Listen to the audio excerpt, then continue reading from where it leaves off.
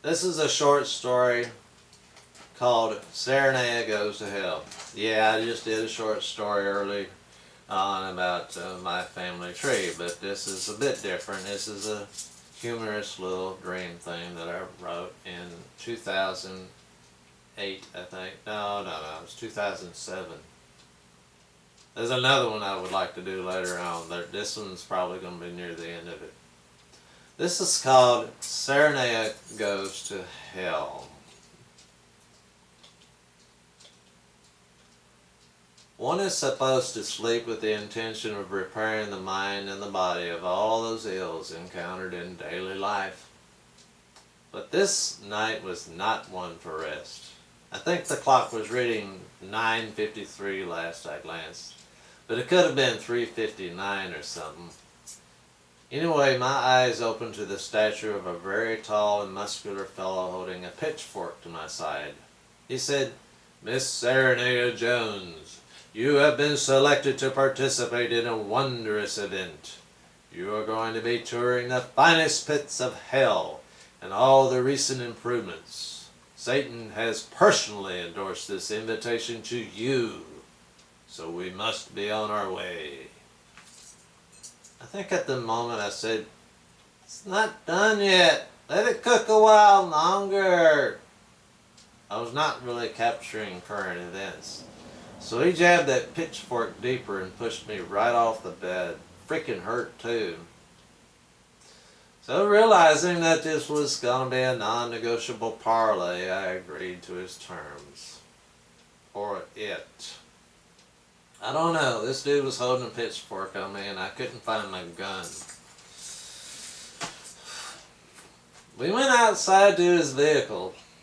It was the hottest damn thing I ever saw. Literally.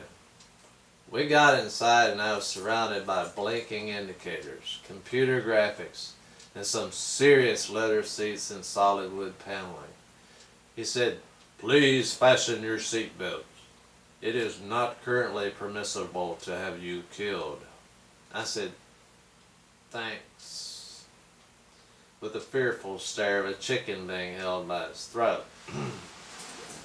He started the engine and oh, such an immaculate sound emanated from it. With one pull of the gear shift, we plunged straight down. Before I passed out, I saw what looked like platoons of dragons in formation, poised to venture upward into the midst of the earth. My last element of memory was my cheeks rippling with the force of acceleration. Having survived the trip down to the negative pearly gates, the next thing I knew I was in a Fishinsky motorboat cruising the River Styx. Had all those extras too. Depth finders and flat panel monitors that surrounded the driver position. The screens were filled with the damned. Wish I had not looked into the rearview mirror.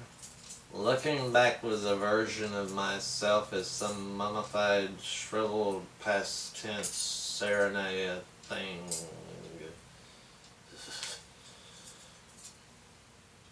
Anyway, he pointed to the sign at the entrance. It looked new enough, but was marred by bullet holes and deep scrapes.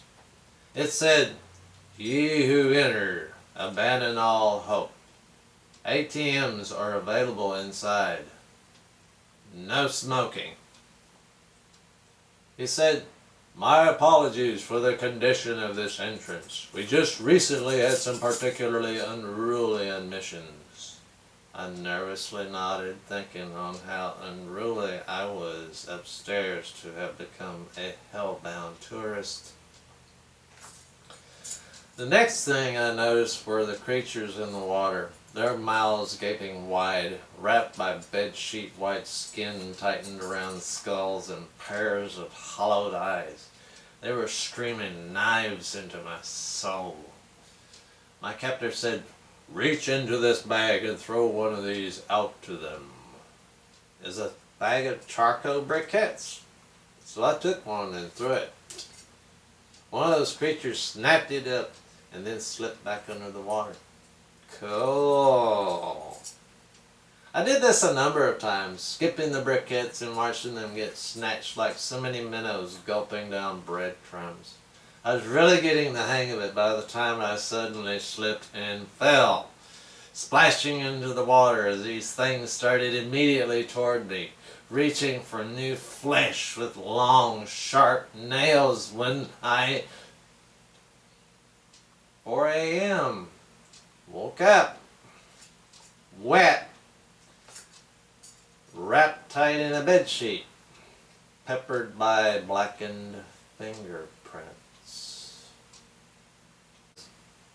Think I'd better be a good girl from now on.